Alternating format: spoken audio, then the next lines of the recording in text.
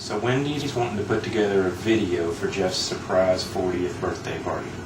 I think I might have just the thing. Let me check the vault.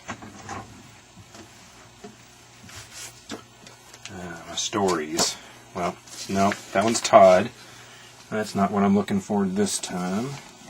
Sean. No, that's not right. Benny. No, not this time. Me? Oh, hold on. Wait a minute.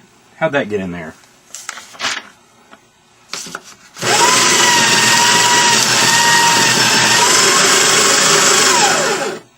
Now, back to what we were doing.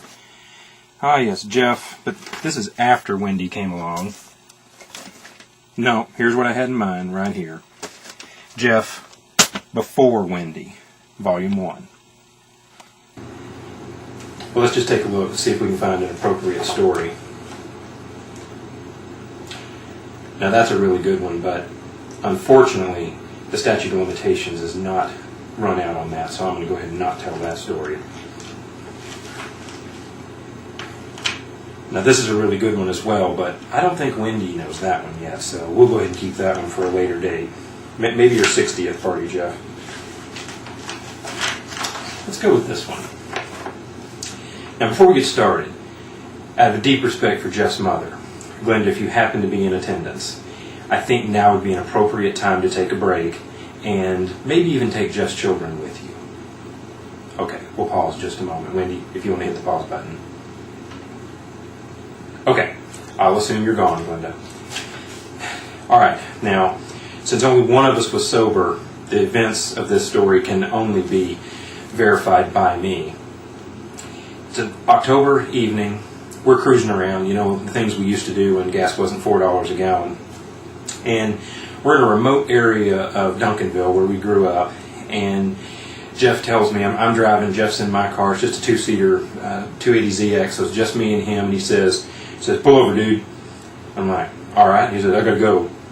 All righty. So I pulled over, and he goes off. It's a remote area, and he runs off and is going to use the restroom, I assume, but I assume he's just going to, it's just me and him, where it's dark, it's, I don't know, 11 o'clock at night, something like that. So I sit there, and I'm listening to our good 80s music, and he doesn't come back for a couple minutes. So I get out and start looking around for him, thinking he's just going to be a few feet away from the car, and Jeff's nowhere to be seen. So I'm thinking, oh no, what happened? You just have these crazy thoughts about somebody grabbed him or something. I thought he was just right here. Well, I said, Jeff! And he said, wait a minute, man, I'm over here. Well, he comes out from behind a big cedar tree. It's dark. There's no street lights or anything, so I could just see a shadowy person that it's him. And so I was like, all right, he's fine. So I get back in the car. A few seconds later, he opens the door, and he gets in. He's not wearing any pants. And so I said, Jeff, where's your pants? And he said, take me home, dude. And I said, but where are your pants? Take me home. I'm like, all right, so you got a guy in your car with no pants, you take him home.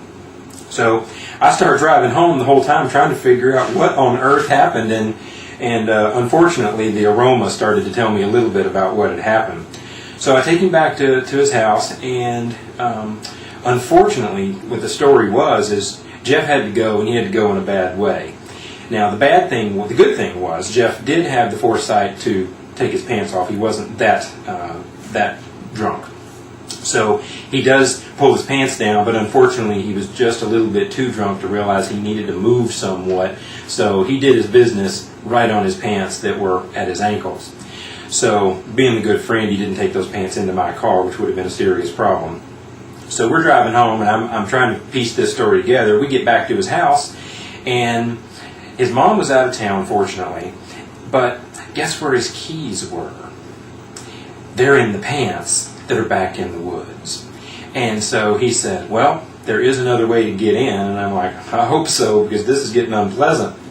So he goes now, where the street Jeff grew up on was a sort of a cut-through street, so there's always traffic, all times. And so he's standing there. Now he's got a shirt on and nothing else other than shoes. And so he's kind of banging on the window to be able to get it to open so he can crawl through a window to get inside to get some more pants. So he's sitting there banging on this window, and I'm sitting out in the driveway thinking, what on earth, or how are we going to explain this? Because it looks like he's breaking in this house, and he's breaking in with no pants. So, and every time he hits the window, his shirt lifts up, and of course he moons anybody that's driving by. And well, eventually he gets the window open and gets inside, and then we start talking about needing to go get his keys, which are of course in his pants. And then we realized that not only had he left his keys in there, he had left his wallet too. So, needless to say, the story lives on forever among the friends that were around at that time. So, thought y'all might enjoy sharing in a little bit of Jeff's misery. Love you, man. Happy birthday.